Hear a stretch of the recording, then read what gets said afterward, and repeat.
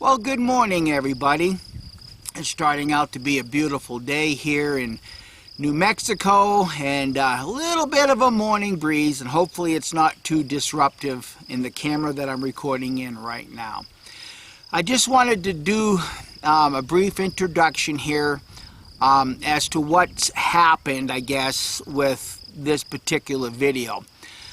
It was my intention over the course of several years to record the doings at the Plew Rendezvous here in Edgewood, New Mexico, and had some really great footage.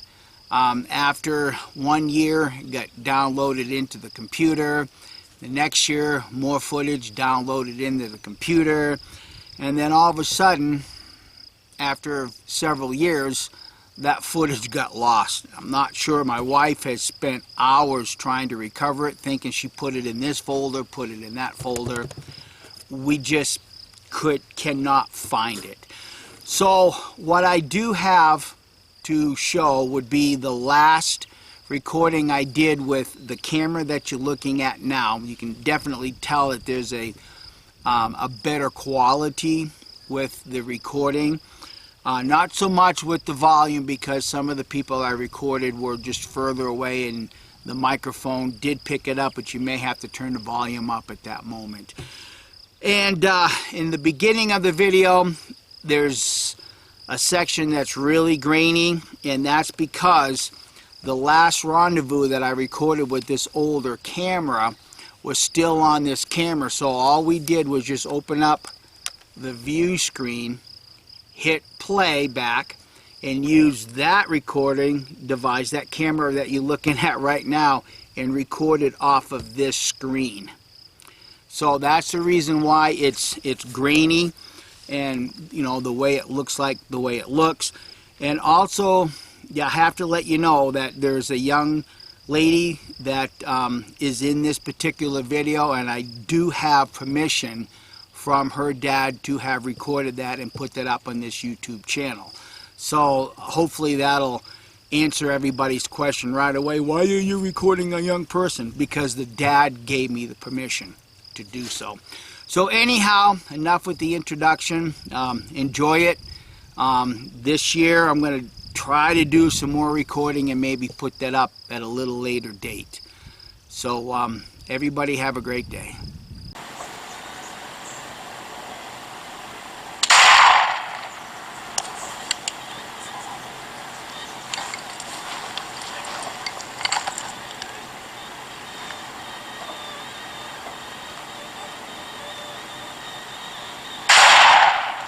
Alright. Got the tree limb.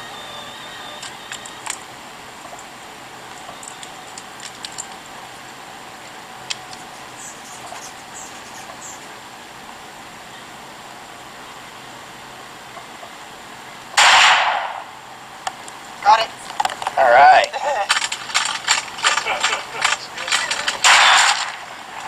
Possible bags.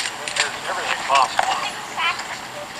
Better be an archery knife and hog somewhere.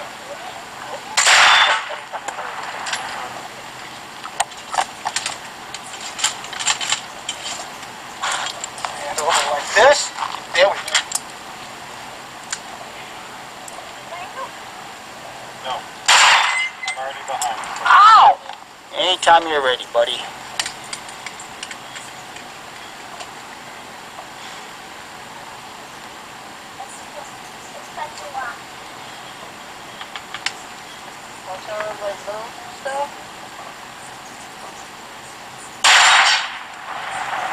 It's kind of a little bit lighter wood, but it's right. It's natural. Right over.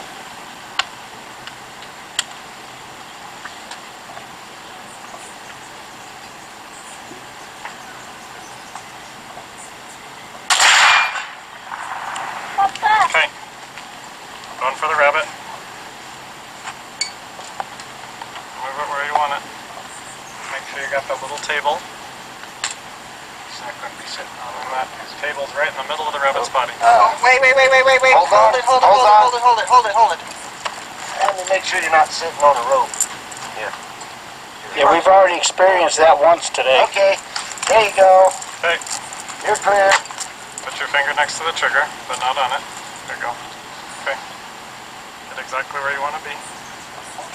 Put your hand over. There you go. Right in the middle of the rabbit. Nice flat table. Go ahead whenever you're ready. A little high. All right. Oh, good. One second. Cool. Okay.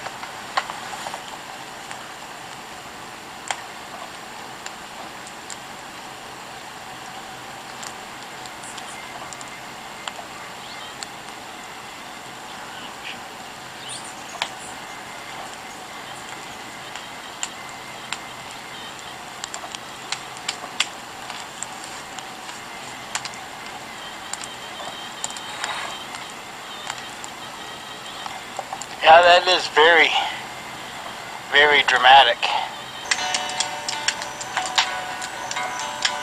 A little bit of Ghost Riders in the sky for you tonight, guys. Many spoons and mule skinner. I'm mule skinner. That's mini spoons. An old cowboy went riding out one dark and windy day. Upon a ridge he rested as he went along his way. When all at once a mighty herd of red-eyed cows he saw, plowing through the ragged sky and up the cloudy draw. Ranchers flew on fire and their hooves were made of steel. Their horns were black and shiny, their hot breath he could feel. A bolt of fear went through him as they thundered through the sky, for he saw the riders coming hard, and he heard their mournful cry.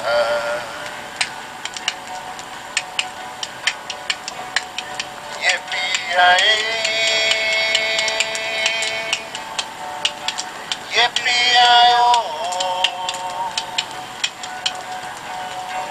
ghost riders in the sky.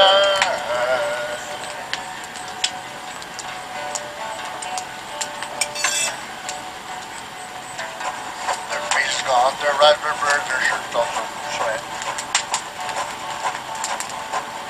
Trying hard to catch that herd, but they ain't caught him yet. For they got to ride forever on that range up in the sky. Horses snort and fire as they ride on, hear their cry. Yippee-yi-yi, yippee-yi-oh,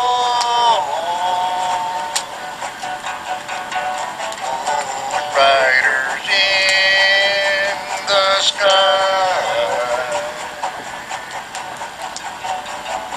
As the riders looked on by him, they heard one call his name. Was it Billy Bob? Frank?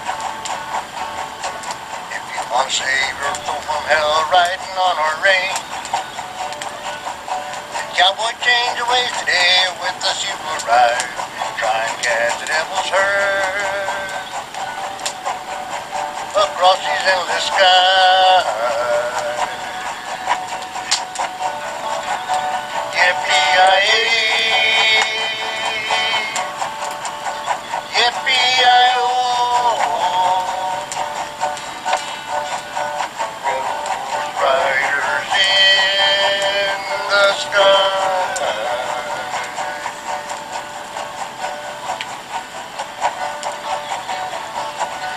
Ghost riders in the sky. Ghost riders in the sky.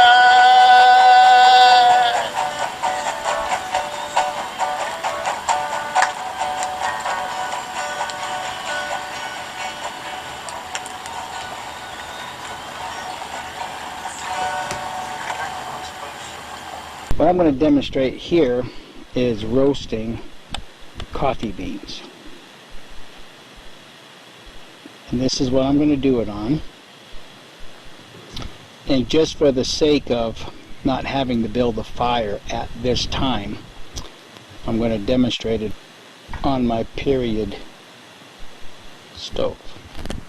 Because we live here in the Southwest, a lot of times we come to these events and there are fire restrictions. So you really have to be able to have another means of fire. And most of us will convert something using propane. Now I actually converted this and built the grill myself. I used 3/4 inch steel tubing, welded it into a square, and then just drilled in a 1/16 inch hole. And you do have to jet it, so I took the propane jet out of a turkey fryer and then just converted it on the end here. So I'm going to light it, and I'll get the pan to heating up, and then I'll throw some coffee beans in it and let you watch.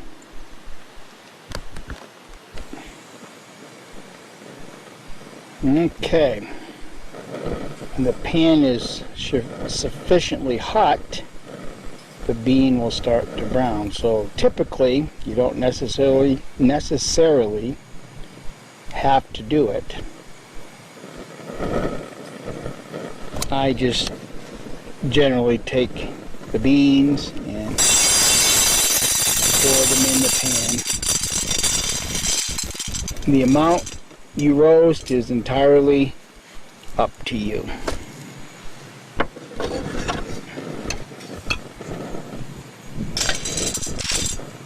You'll want a wooden stir stick.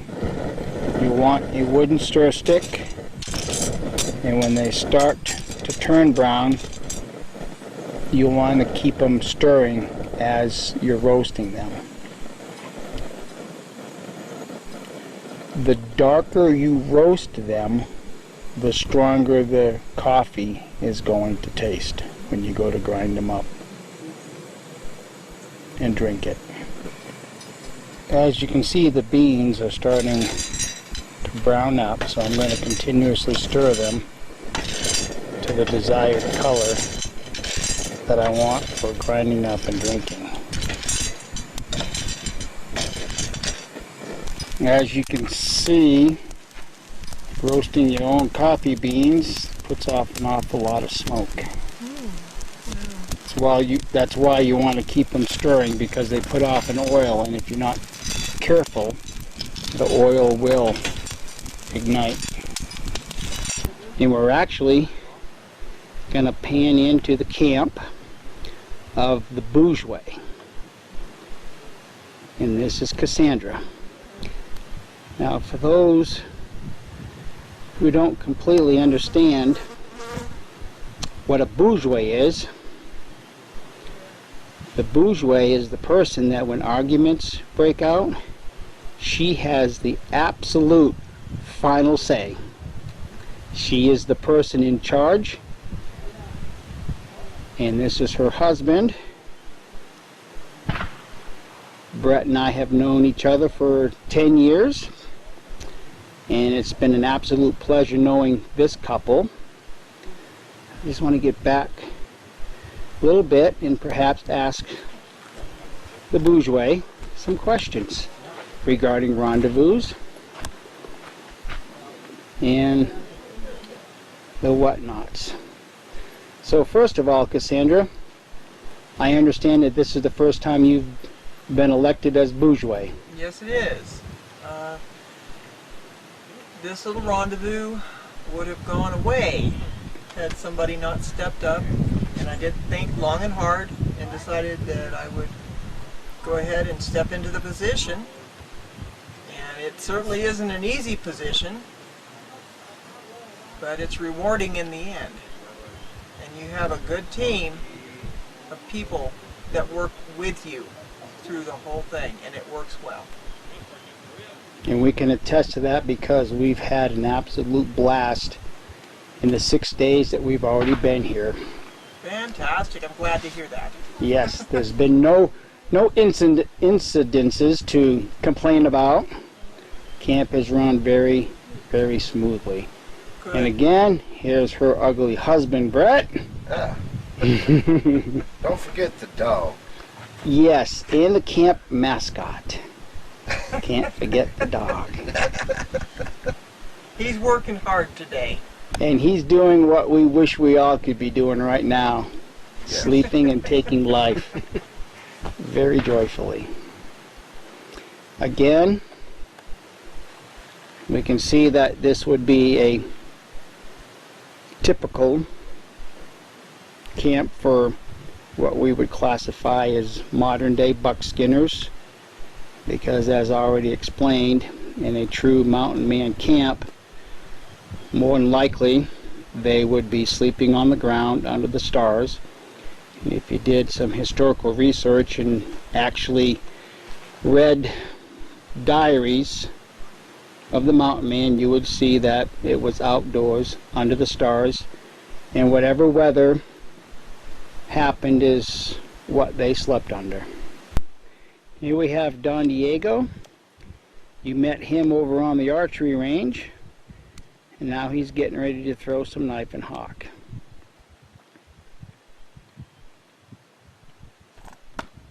Good shot. Sometimes at these rendezvous, we throw at half the size of a regular playing card. And here comes his hawk. Good shot.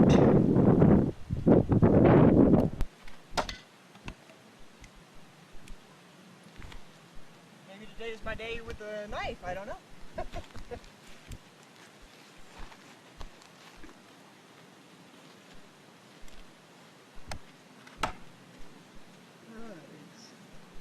Yes. Cassandra, that worked out really good, because what I did is I panned to the block and I zoomed in on it. Cool.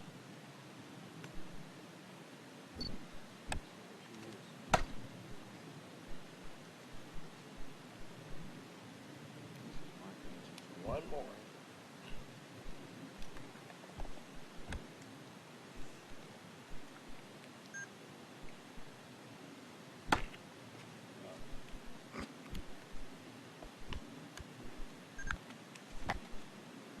And Cassandra is setting up for her knife. And here we go.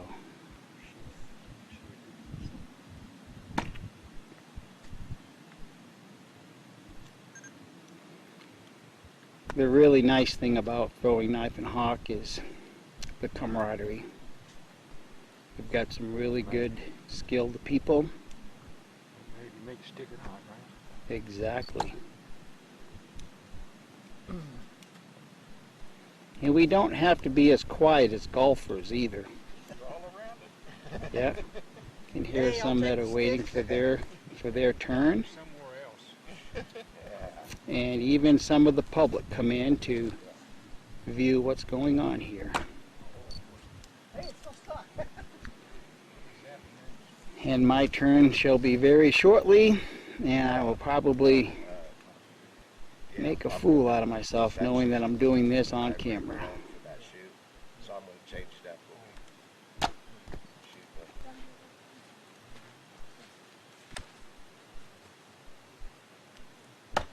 All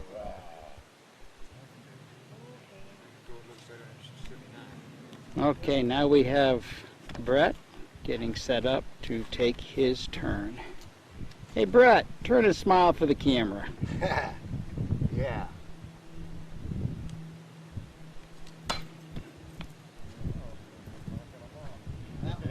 That's that, Matt.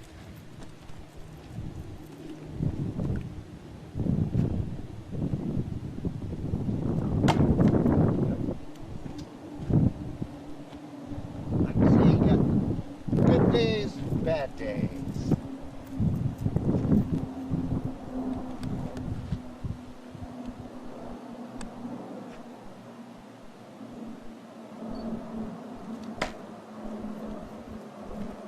You know, it's interesting how things are working out, because I just zoomed in on the block so that I can get him throwing and sticking, and that knife stuck, so that was perfect.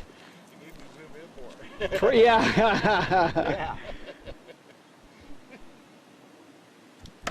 Oh, there's Stop a center zooming cut. in or you'll ruin my chances. Is that a cut?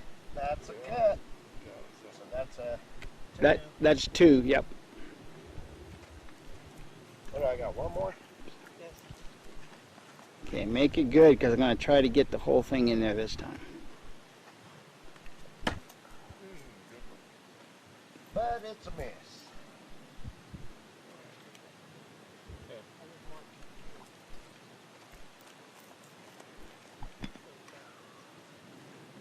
Well, that's okay because it's just total points anyhow. I got it discombobulated though. Okay, here's Brett setting up with his tomahawk.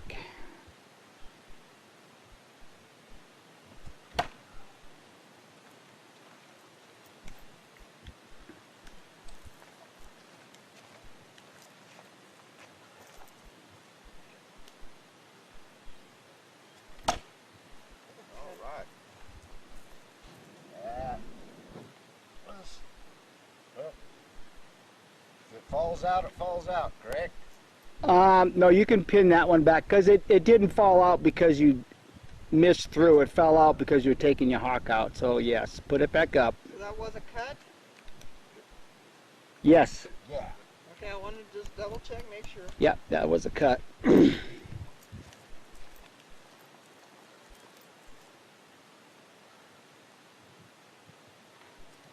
Oh. Wrong chunk of wood there.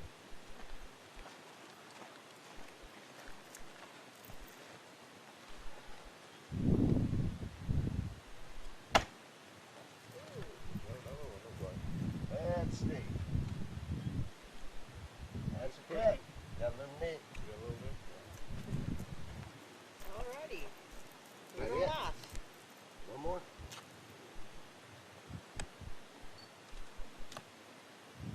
I figure if I throw 2, Oh, sir.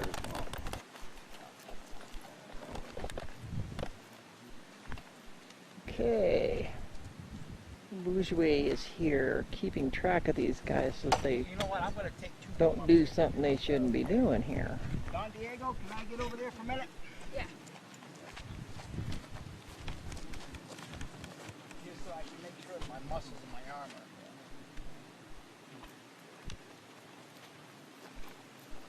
Make sure he's not going to do something he shouldn't do.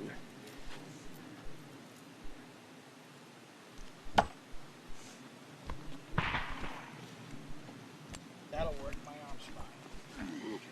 Yeah, when he's throwing over here, Diego, we could have you just sit and relax until he's finished. During competition.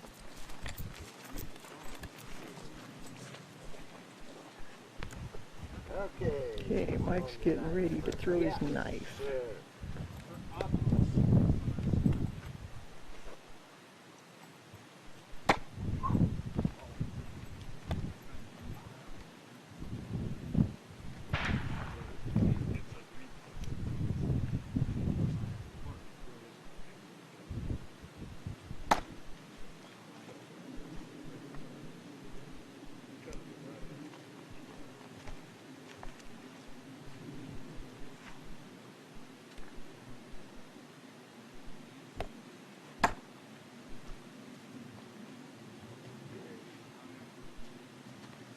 Reese's one of these pieces. You want to throw this first right now.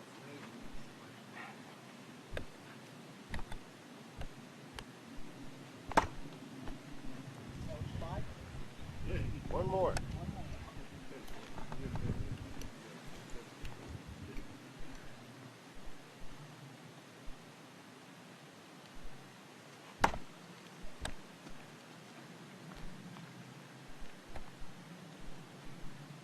I still have a clear field. Yep. Or should I say a full Stepping off here so he knows where he's going to be standing. Right. Okay, and you hop. No cheating. no cheat.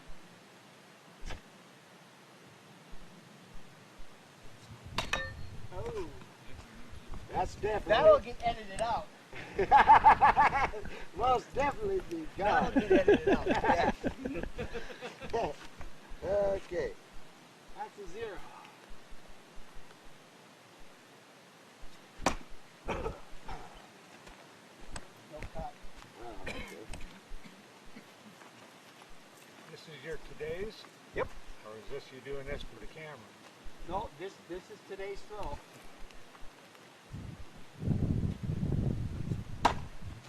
Oh, Get a nick on that? I do have a cut if you want to call it. Yep. That's it too. well, I'm trying to The get handle whacked close it. up, You but don't get to put it back see how in. they are? They just stand right in front of there and you can't tell.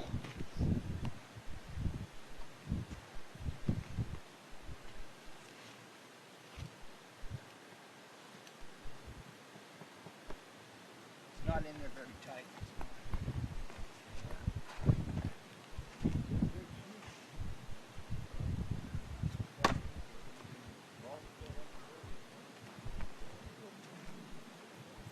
That's a clean cut.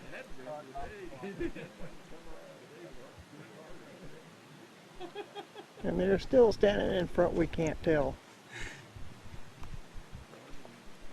One more there, Mike. You sure? Not one. Oh, yeah, that's right. Okay, all right.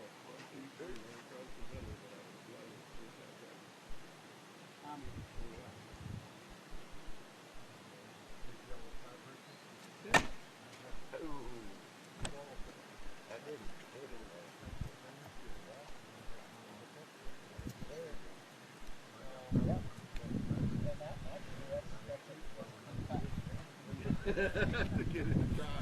We'll get over here and see if we can see this.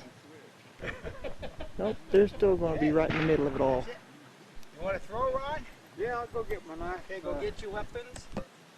And I'll reset the... Do you mind if I film you throwing? Okay, now you can Oh, practice. I don't know. over I there. hate to have my picture out there. Okay. Thank you, sir. A scholar and a gentleman. Thank you so much. Okay, now here we have another shooter. This is Ron.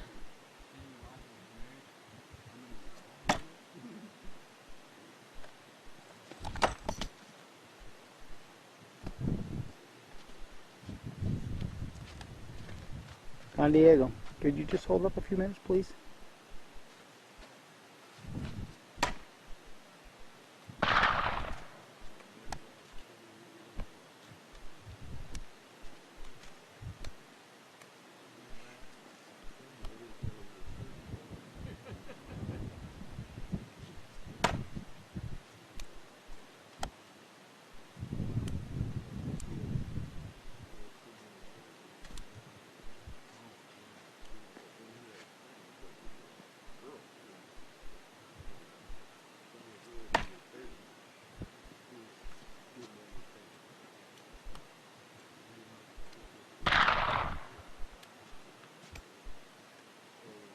Okay, I have enough hawk. You want to throw your knife?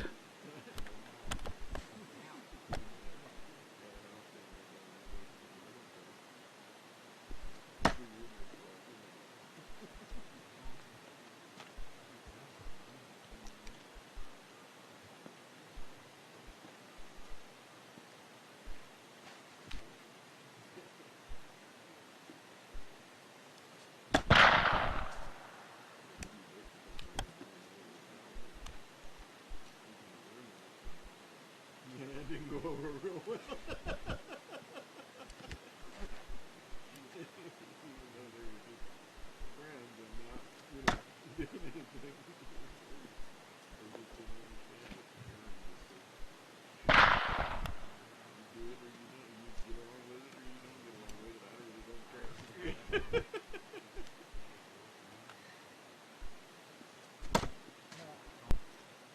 This is Ron's camp for the 7-day event. He's got himself tucked very nicely here in the trees, out of the wind a little bit. And as I explained earlier, his lodge is a typical diamond fly, and he has a awning out in the front. Whoops, that's not right. That's not awning. That's called the fly. Yeah, plow point. And what we're going to do is we're going to sit down and just interview Ron for a few minutes and kind of see why he does this, how he started, and things like that. Okay, here we have Ron. Ron and I have been acquaintances, well, I shouldn't say just acquaintances. We've really become good friends in the past 10 years. Ron and I have shared many a campfire, many of a cup of coffee in the morning, and Ron and I have actually become competitors on the shooting range and things like that. So I'm just going to ask you a few questions, Ron. First of all, what gets you interested in doing this hobby? Well, I've always been interested in hunting and shooting, and I heard about this particular rendezvous, and I used to stay home in Albuquerque and drive out to shoot. And then I saw everybody with their tents and camps, and I started putting my rig together. And I've been doing this for a long time. Long time. You want to put a number of years onto that statement? Probably 25. So you've been doing this for as long as I have. Can you give us a general description of what camp folk are like? Camp folk, the thing I like is everybody's friendly, helpful, and except for the tall tales we tell, honest. Don't make me laugh, because I'm wiggling the camera. I'm actually holding the camera and using my arms as the tripod. You know, it's nice to be able to leave your guns in camp and stuff and not have to worry about anything. You can walk away and leave it half a day and it's still there when you come back. And that is so true. That is one thing that I enjoy as being a trader. I have a skeeter buzzing around me real quick. That, like you said, and not only that, that if you do walk away from your camp, everybody is always on the lookout. Affectionately, we call them flatlanders. And, you know, generally, mountain folk, buckskinners, mountain men, we generally have a very good feel for the city folk coming in and tourists come in to see the camp. Yeah, and when some come in that, you know, maybe not quite so trustworthy looking, we all kind of just double take and watch and things like that. What are some of the things about Rendezvous that you particularly enjoy as far as the competitions per se? Well, I like to do these things, but I'm not seriously competitive. I like the fun factor of it, and this is one of the things I've done where people do this for a good time. I've been involved in some other shooting sports, and the competition gets pretty serious. And so I kind of like the fun factor. You get out here, relaxed, everybody kind of just kicks back and has a good time. Yep. And you can laugh about your mistakes, and you know, it's just a good time. Yes. So with the events, the rifle shoot, pistol shoot, archery, knife and hawk, of those, what is your favorite event? I always like shooting that big old smoke pole, the rifle events. It's the one I enjoy the most, except for the cleaning up afterwards. Yes, that's one thing you get involved with this sport as a hobby. If you're going to shoot your muzzleloader one time, you might as well shoot it 20 because you have to tear it down and clean it. Yeah. Yes. Well, thank you, Ron. I appreciate you taking a little bit of this time and sitting down with me and getting your perspective on Rendezvous. Any words of wisdom from an old geezer? We need new blood. Let's get some of the young folks out and join us. Yes, and I think, Ron, you and I can both speak from experience that when we started in this sport 20 plus years ago, there were many people that were willing to teach and impart their knowledge. It's still that way today. So yes. Come on out and we'll help you all we can. All right, thank you, Ron. The gentleman, Ron, that I interviewed during the recording of this event here at Cache La Plew, Estancia, New Mexico, was so kind one evening to sit down and whittle a little snake out of this stick that would definitely grab someone's attention being put on the ground. This has been my sleeping quarters for the past 7 days. It's my little diamond fly with an awning. I come to these rendezvous to have fun, enjoy the great outdoors, and to be with good friends and people that I've known for many years. And at these events we also compete, shooting longbows,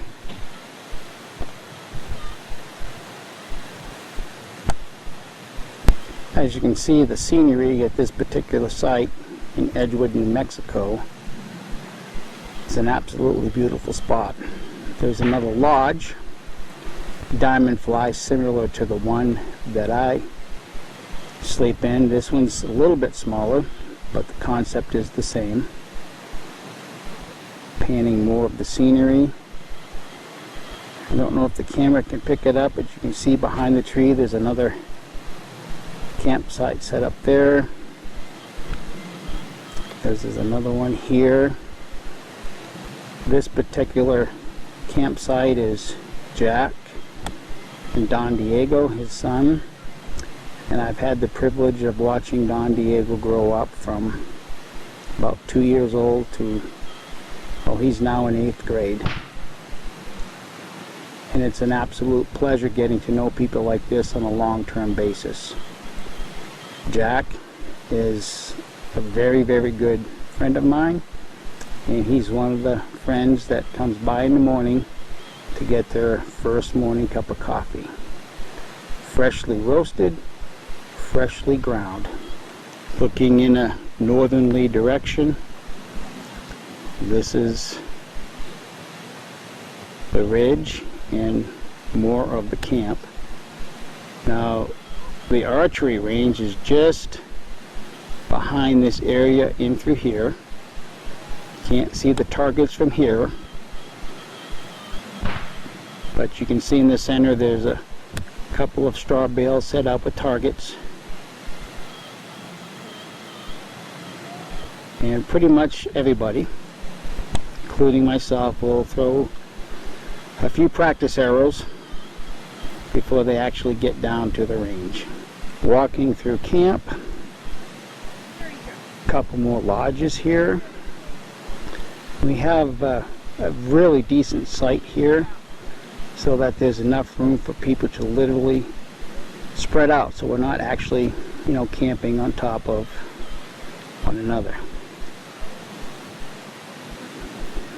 And yes, people bring teepees and actually live in those for 7 days.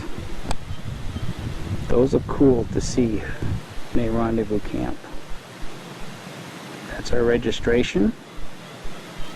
Okay, we're coming through the archery trail. There's actually 10 targets set up this particular year. Some of the targets are like this, spaced at different distances, different angles.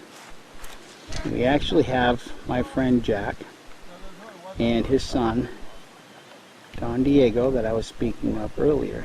Now, Don Diego actually missed this particular target, and now they have to go on a short trek to find it. And they're actually on the 9th target right now. And the 10th target ends up becoming this guy. So we will hang around till they retrieve their arrows, and we'll watch them shoot at this target. While we're waiting for them to retrieve that arrow, this is Jack's equipment. He shoots a handmade bow with handmade arrows, handmade quiver. This particular bow, I know the camera cannot pick it up, but this particular bow is a recurved bow.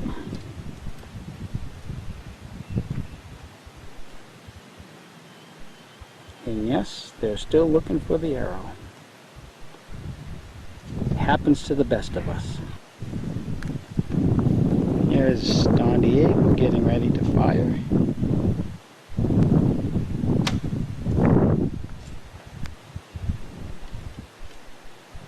There's the target.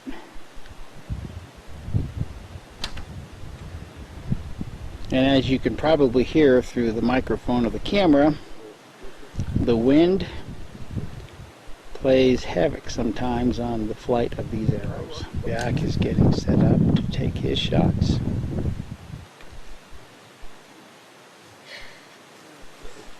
I will shoot two and then retrieve them and shoot this second two. There's the profile of his bow. And again, these are handmade, no modern material. And a beautiful profile. Ooh, under clear of the ground. We'll blame it on the wind. I'll blame it on my not correctly estimating the distance, actually. Let's see if we can. Let's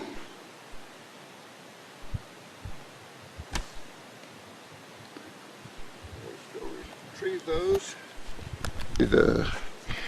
Okay, see the black? The way this guy makes them is he cuts a slot, puts in a piece of buffalo horn, turns it, and then cuts it through. The buffalo horn is a reinforcement for the knock. And for those that shoot traditional archery, you will see that most of the arrows that we fling out here do not have plastic nocks, but as Jack was describing, these are actually nocks that are cut right into the shaft itself. Yeah. And Very few of them have the reinforcement. Though. Yeah. I Okay. myself build arrows, and I don't even do that. This is sinew, real sinew, wild turkey feathers. Notice they're not glued, they're only tied. Yeah, tied on. However, we cheat and use field points for safety reasons. Yes, absolutely. And survival reasons. Yep. Thank you for that, Jack. Ooh, and there is a good shot right there. Score it. Thank you, Jack. And they're going down to retrieve the arrows and finish the course. And here we have my coffee grinder. I so kindly provide the camp with their first cup of coffee in the morning. It's kind of become a tradition for me in these events. Now we will step into the store.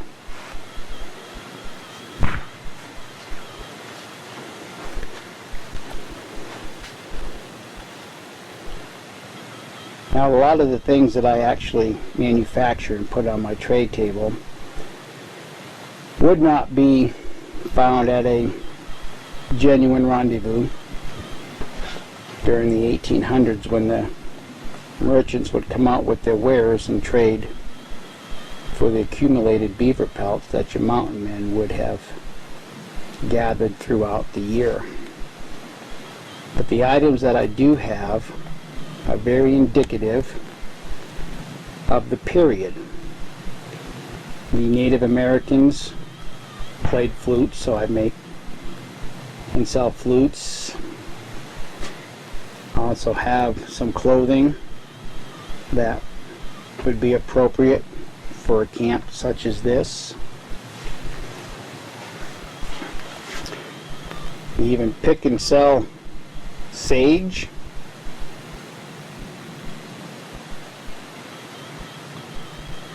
And there's the good old coffee bean. So I also purchase green coffee beans and package them up for anyone who's interested in roasting their own beans over a campfire. And most traders have a wide selection of knives.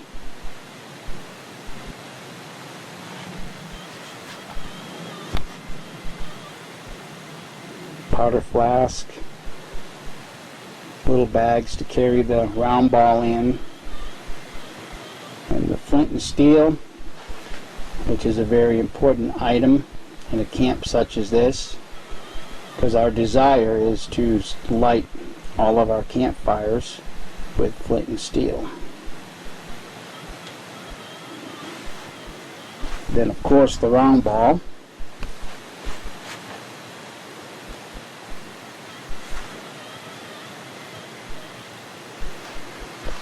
And then some other trade items, such as pouches and bags, neck bags such as these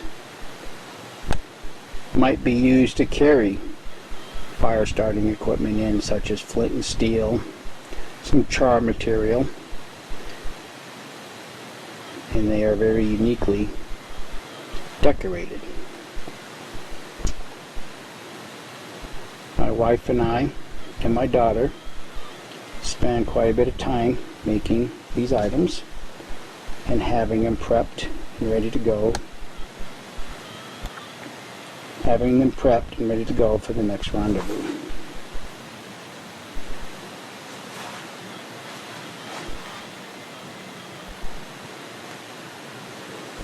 We try to cater not only to the campers or the mountain men or the buckskinners in this particular camp, but we also have a large variety of other items that people walking in, such as the public, would want to check out an event.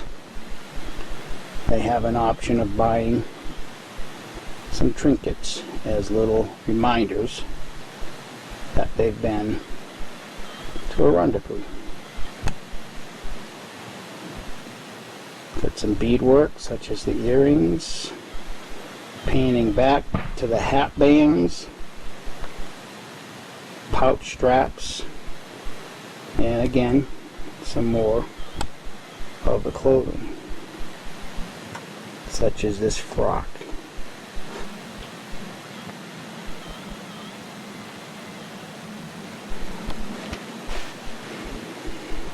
Some more items that you may find at a buckskinner, mountain man camp, or apparatuses to hang your pots on, maybe lanterns,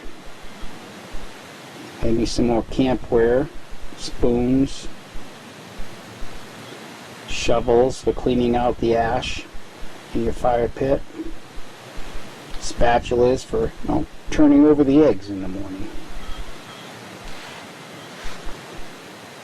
I've been doing this for 26 years, and I have met some of the most wonderful people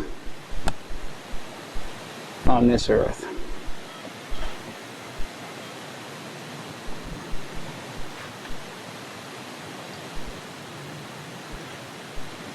Another thing you will find is a selection of throwing tomahawks, camp axes, throwing knives, and the spare handles, because they do break when not thrown properly. This bag was one of my most recent items that I finished. It's made from brain tan leather, serviceable leather, and that really involves taking the animal's hide, dehairing it, and working in the animal's brain and working the leather soft and pliable. And then of course smoking it over a fire. Once it's done, then obviously you can cut any pattern you desire. You can cut out the center and applique the hearts from the back side. So when you look at the pouch, you have a double heart. Bead the edges. This particular pouch has a burning lens in that smaller pouch attached to the handle, and over to the right you see what is the hook end of a flint striker. So this particular pouch is pretty much ready to grab and go.